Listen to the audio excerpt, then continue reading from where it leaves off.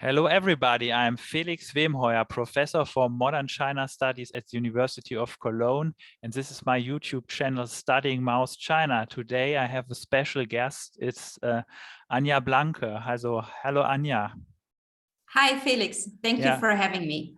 Yeah, Anja just received her PhD from the Free University of Berlin, and she's a postdoc at Zeppelin University in Friedrichshafen, Germany.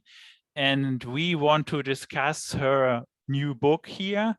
It's in German. If you translate the title in English, it would be a struggle for China's collective memory, official and unofficial narratives of the anti-Rightist campaign 1957 to 1958. It's also open access and you can download it. So let's start with questions. In the summer of 57, Mao Zedong started the anti-Rightist campaign. Over 550,000 people, mainly intellectuals, were labeled as rightist and purged. At that time, every person with a high school degree, Gaozhongbiye, counted as intellectual. Some scholars argued that this campaign destroyed the trust between party and intellectuals. Many Chinese did not dare to speak openly in public again. After Mao's death, the leadership around Deng Xiaoping admitted ex-segregation's corps d'arroi during the hunt of rightists and rehabilitated many victims, but they did not deny the necessity of the campaign as such. In your book, Anja, you show that the anti-rightist campaign is still an important and controversial topic in the Chinese society today. So here's the first question now. Regarding the memories of the anti-rightist campaign, you distinguish between the official narrative of the Communist Party, unofficial narratives that are tolerated by the state, and alternative narratives that are censored. Please explain the major differences between the stories and people who are promoting them. What are still two taboo topics in these narratives? First of all, in general, unofficial narratives are narratives that challenge the memory frame set in the 1981 resolution. So as we all know, the ultimate goal of this resolution was to draw a line under the CCP's mistakes between 1949 and 1976, and thus to maintain the legitimacy of rule by having the official consensus of the past nip descent in the bud. Overall, it must be said that the resolution wasn't a truth and reconciliation campaign. And of course, it couldn't end a debate on the history of the CCP, both within the society and within the party. And after 1981, especially in the 1990s, more and more eyewitnesses of the anti-rightist campaign, as well as of other campaigns as the Cultural Revolution, for example, began to report and publish about their experiences in the PRC. For example, they published memoirs about their personal experiences in the Laogai system. And as a result, alternative views on the history and also a more critical approach became more and more dominant. There were also party historians or historians from China that began to publish about the campaigns of the Mao era, so the Cultural Revolution or the anti-rightist campaign. So this was also very important. And as you have said, in this context, it is very important to differentiate between narratives that lie within the boundaries of the sayable and were thus tolerated by the party, and narratives that lie outside the boundaries and were not tolerated and therefore censored in the PRC. It is important to know that these boundaries are not set in stone, but they can shift depending on the current political situation. I think we have seen this, especially during the last years since Xi Jinping took office. Unofficial narratives that were within the boundary of what could be said represented a way for the party to allow a public discourse that was beyond the 1981 resolution without itself appearing as inconsistent or fragmented. And that's why I describe the toleration of alternative narratives by the CCP as some kind of active process, since they are giving an official publication license by the Chinese authorities. So before the start of Xi Jinping's what we call a war on historical nihilism, the CCP tolerated a critical discourse on historical mistakes, such as the anti-rightist campaign or the Great Leap or the Cultural Revolution, as long as these narratives did not directly challenge the CCP's legitimacy to rule or attack high-ranking party officials like Deng Xiaoping or his successors. Most of them dealt with witnesses' personal experiences during the campaigns. But what I think is even more interesting is the fact that the resolution also failed to end a discussion on the assessment of history within the party. Unfortunately, due to a lack of access to archive materials, we unfortunately can't exactly retrace how this was discussed within party meetings, for example. But we have evidence about different opinions within the party due to several books or articles published by party historians and even by former high-ranking party officials. I think one of the most notable examples where we can see this is are articles in the history magazine Yan Huang Chunqiu, at least between 1991 and 2016. So this former, I would say, liberal history journal Yan Huang Chunqiu is an example of the possibility to publish within the boundaries of the sayable and still challenge the party's official narrative of the resolution. So several articles in this magazine are written by former high-ranking party officials and are thus a direct critique from within the party itself. So two notable examples are Li Rui and Li Shenzhe's articles. Li Rui was Mao's secretary from 1958 to 1959, and in particular, he criticized the historical mistake of the CCP publicly from within the inner circle, not only in Yan Huang Chunqiu, but particularly in this magazine. In this magazine, he not only calls for a discussion of the historiography, but he also calls the party to set up new parameters for public debate of its historical mistakes, especially the anti-rightist campaign, because he was quite sure that this was one of the most important campaigns in this debate. However, of course, he never challenged directly the legitimacy of the CCP. That's really important why these articles for a long time have not been censored by the party. So he always argued in the spirit of Marxism and never openly criticized the leaders of the post-Maoist era in any of his articles.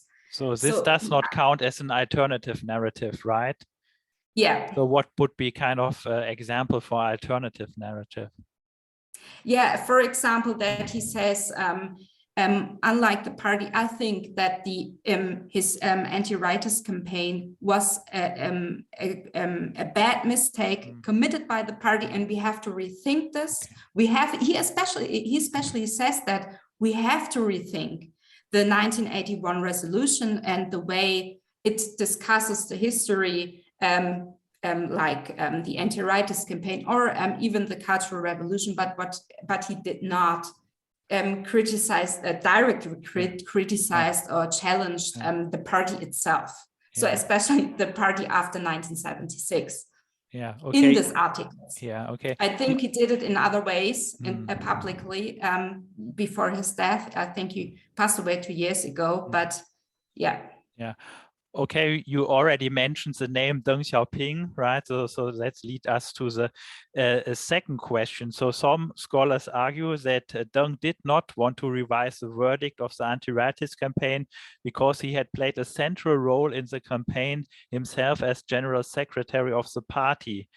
Deng said that the socialist system was challenged in 1957 by anti-communist forces and demands for bourgeois liberal democracy. In the 1980s, the CCP faced liberal unrest several times. What were the reasons that the leadership did not deny the anti-rightist campaign in the same way than the Cultural Revolution, according to your view? Yeah, I think, of course, one reason for this can certainly be found in Deng Xiaoping's role during the campaign. The resolution from 1981 underpinned and improved the legitimacy of the political leadership in 1981, and thus, in particular, in the reformers surrounding Deng Xiaoping.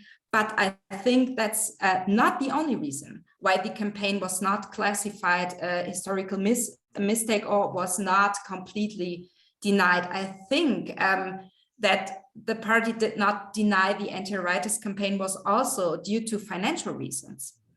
So if the party had classified it as historical mistake, like the Cultural Revolution, for example, the party would have to fully rehabilitate, pingfang the victims, but in fact, the sentences of most of the victims of the anti-rightist campaigns were only corrected, gaizhang.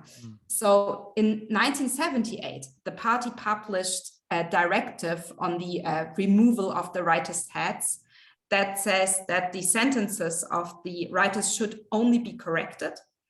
The result of that was that they did not get any compensation payments for that time in the Laogai system, and their pension rights were dependent on their much lower income during their time in the Laogai system.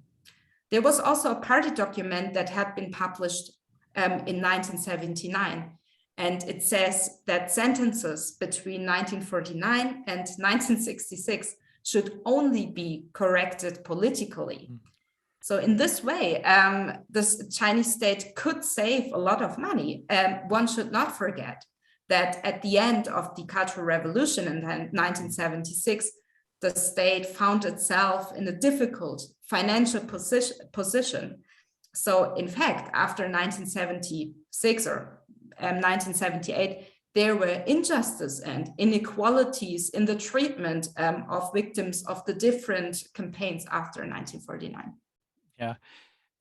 We also have here an interview with Daniel Lese, where I also discussed the issue that there was no general amnesty, but they decided to make a case-by-case decision, and then the people were treated very unequally regarding to compensation.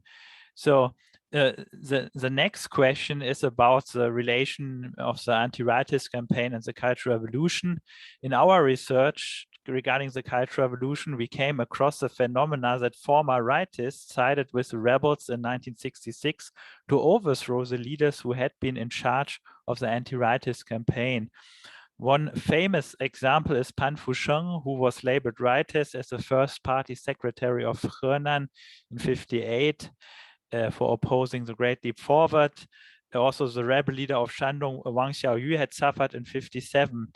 This contradicts the narrative to see rightists as innocent victims of communist rule only. What do you think is the relation between the anti-rightist campaign and the Cultural Revolution? Yeah, that's interesting. First, I think the anti-rightist campaign, of course, has silenced the CCP's critics, and therefore it also has ended the possibility to listen to the Chinese people. It has also ended constructive debates on useful improvements of the party work.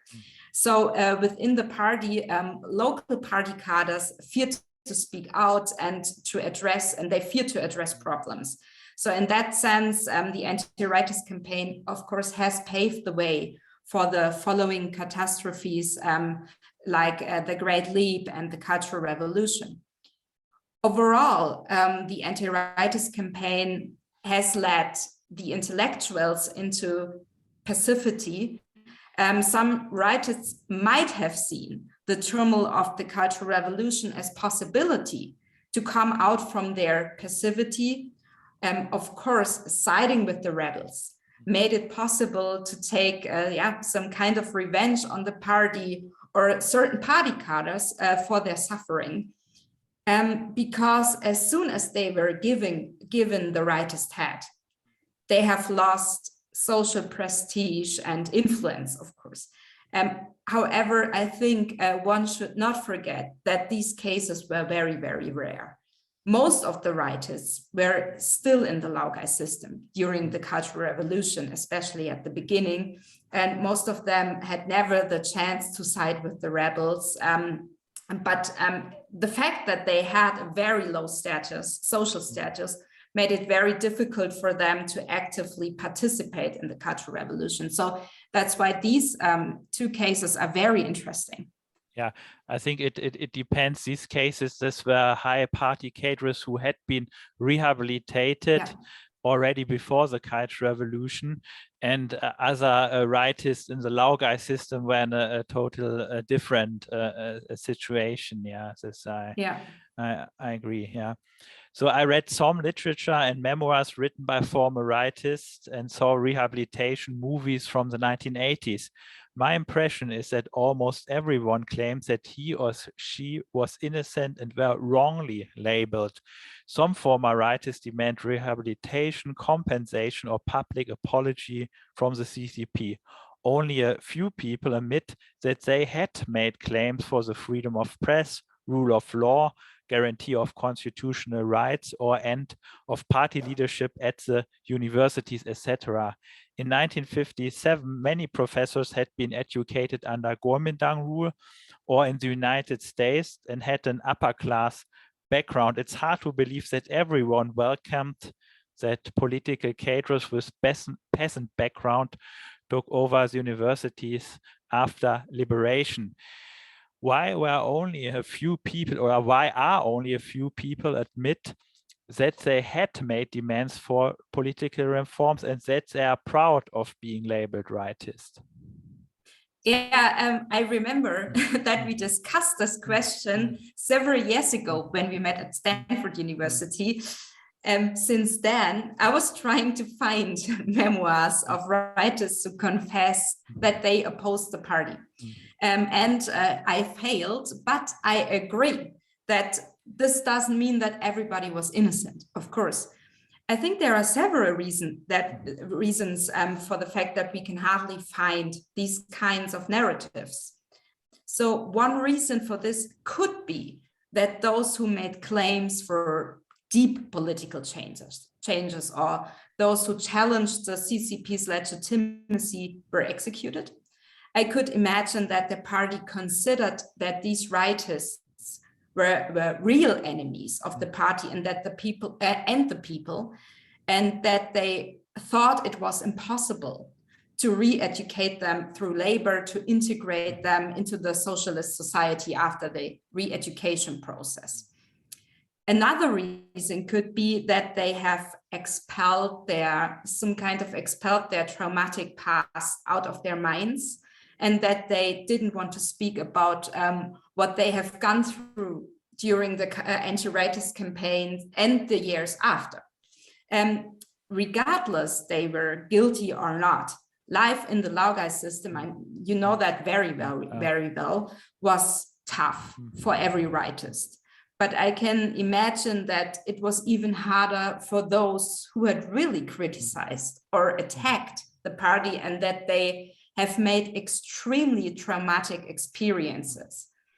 Not everybody wants to go through this trauma again by sharing what has happened in the past.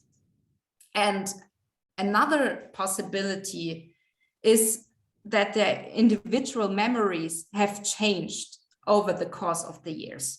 We know from memory or commemoration studies that memories in fact can change or adapt depending on their current life circumstances. Let's assume that these former rightists did not benefit, for example, from China's economic rise after the reform and opening up. And let's assume they became part of a disconnected precariat. And that is possible because there were many former writers who had problems to reintegrate into the society. We actually never talk about these cases because those who publish memoirs are those who had success after 1976.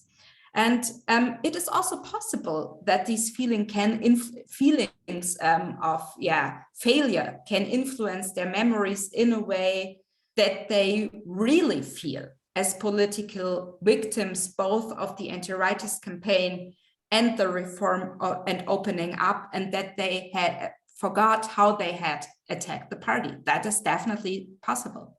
Yeah, it's also understandable for people inside China, right, not to claim I was always for political reforms, but I also found it in a memoirs published in Hong Kong or abroad, where like everyone claims I was innocent and wrongly labeled. I was denounced by a friend or colleague. So it seems to be even outside China, this official narrative it's still very strong. Yeah, definitely. That's true. It's also, I think it's also quite similar sometimes also to Tiananmen, right? They demand kind of rehabilitation of Tiananmen instead of, for example, saying, okay, I question the monopoly of the Communist Party to label people and things. So a lot of people still argue in the framework of the Communist Party. Okay, then thank you very much for this interesting interview. And thank you very much for this wonderful questions. And I recommend to everyone to read the book. So bye-bye. Bye-bye. Bye-bye.